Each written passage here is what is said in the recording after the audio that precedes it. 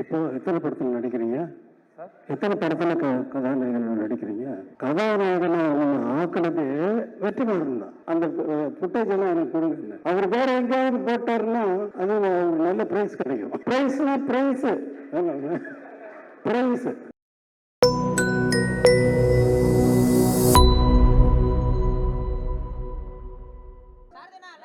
சரி,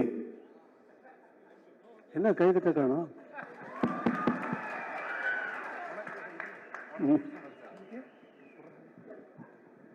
நீ கூப்பிட்டு அந்த ஆட்கள்லாம் தட்டுறோம் சரியா வேலை செய்யல பத்தியா?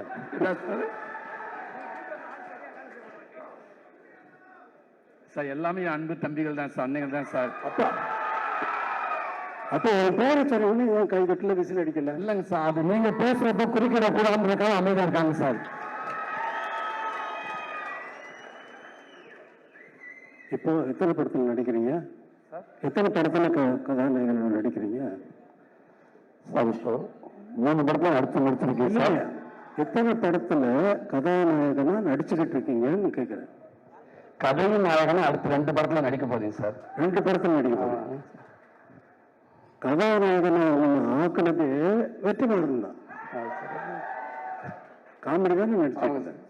இப்போ நீ கதாநாயகன் நடிக்கிறது காமெடியா கதாநாயகனா?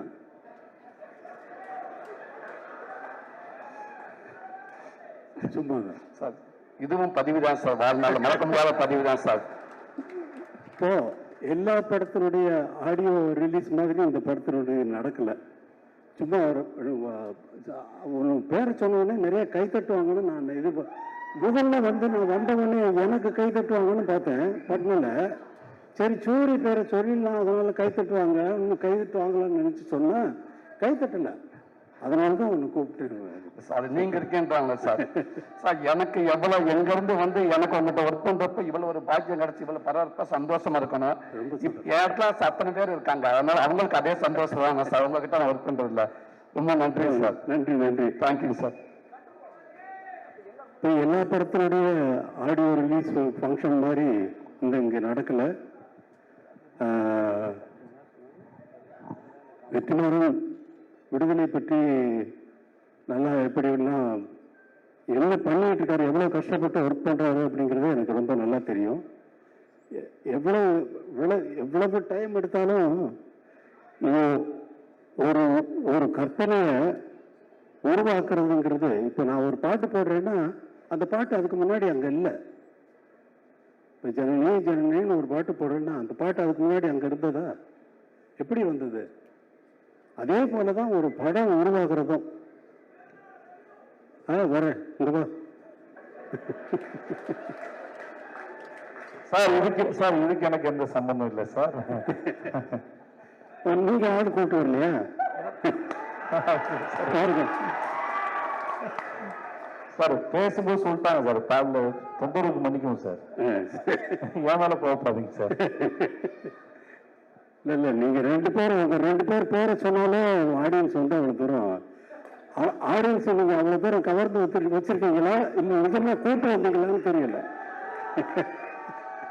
அதான் நீங்க தான் சொன்னீங்க எனக்கு. ஆமா சார், ஆமா சார். நீங்க சூரிய வந்து ஆள் கூட்டம் வந்து சொல்லி அவர் தான் எனக்கு சொன்னாரு.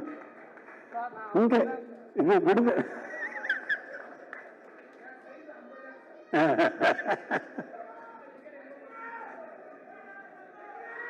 என்ன சொல்றது?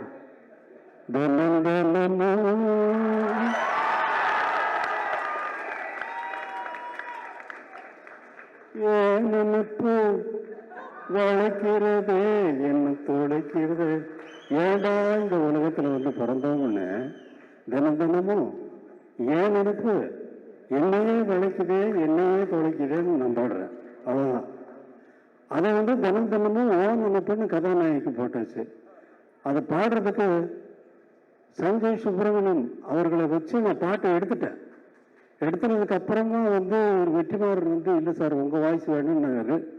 அப்புறம் அவருக்குன்னு ஒரு பாட்டு மனசுல ஒரு மாதிரியா இருக்கு அப்படின்னு சொல்லி பாட்டேன். மனசுல ஒரு மாதிரியா இருக்கு. அமைதியா கேளுங்க. மனசுல மனசுல ஒரு மாதிரியாயிருக்கு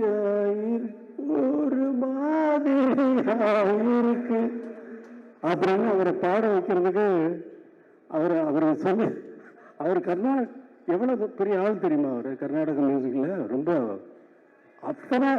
அத்தனை பெரிய வித்வான்கள்ட்டையும் இருந்து அவங்க மாதிரியே பாடக்கூடியவர். அவங்ககிட்ட இருந்து என்னென்ன கத்துக்கிட்டாருங்கிறத அவர் சொன்னார்னா நான் அவர் நாள் முழுக்க கேட்டுட்டே இருக்கலாம்.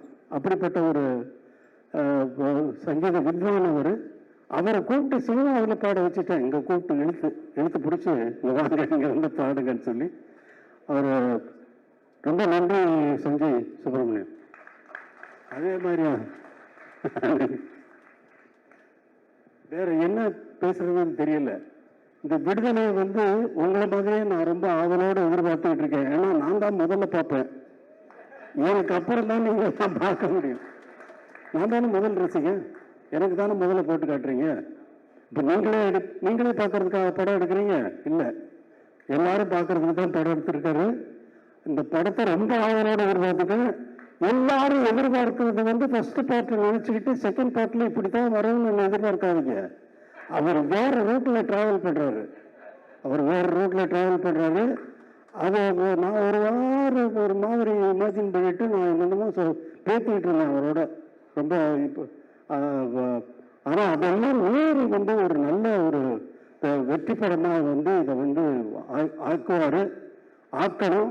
இந்த படம் நல்ல வெற்றி அடையணும். ஏன்னா அவ்வளவு உழைப்பு இருக்கு.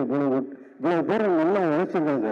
ராஜீவ் மேனன் சாரை பார்த்தா அவர் யாருன்னு கேட்டேன். எனக்கு தெரியாது, நான் பார்த்ததில்லை. கேட்டு யாரு அவரு சார்? ராஜீவ் மேனன் சார். யாரும் இந்த கேமரா பண்ணுவார் அவரு? ஆமா அவர் தான். என்ன சார்? அதே மாதிரி சேத்தன் ரொம்ப அவர் செகண்ட் பார்ட்ல நான் எதை பார்த்து ரொம்ப பாராட்டணும் அதெல்லாம் வெற்றிமாறன் கட் பண்ணிட்டாரு. அவரை கூப்பிட்டு சுடுவாலை வச்சுட்டு அவங்க ஃபேமிலி எல்லாமே அவரை ரொம்ப பாராட்டினேன். அவ்வளவு தூரம் ரொம்ப நல்லா நடிச்சிருக்கீங்க அப்படின்னு சொல்லி பாராட்டினா சார் எனக்கு லைஃப்ல இது ரொம்ப பெரிய விஷயம் சார் அப்படின்னாரு. ஆனா அதெல்லாம் நான் எதிர்பார்த்து பார்த்தேன். அதெல்லாம் கட் பண்ணிட்டாரு வெற்றிமாறன். ஆனா அவர் தானே டைரக்டர். அவரை டிசைட் பண்றாரு.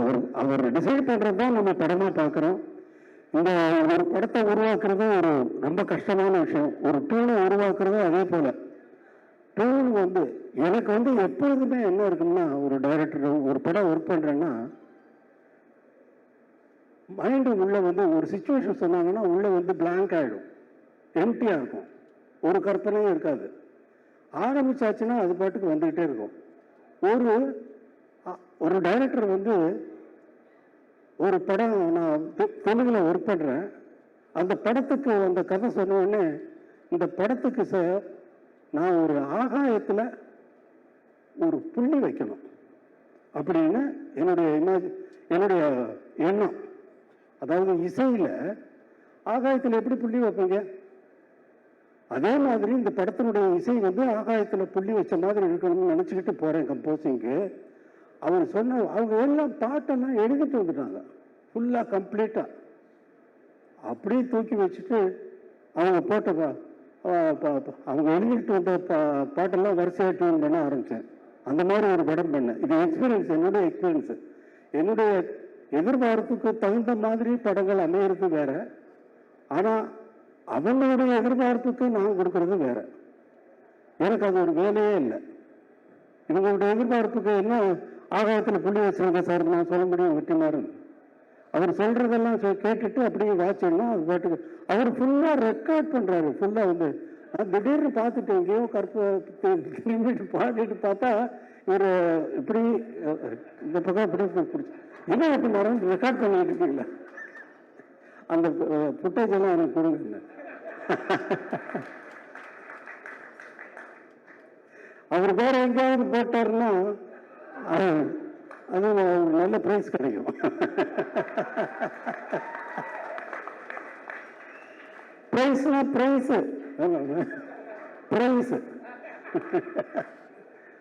ரொம்ப சந்தோஷம். இவ்வளவு நேரம் நான் வந்து ஒரு கேசட் ரிலீஸ் ஃபங்க்ஷனில் வந்து நான் இருந்ததில்லை.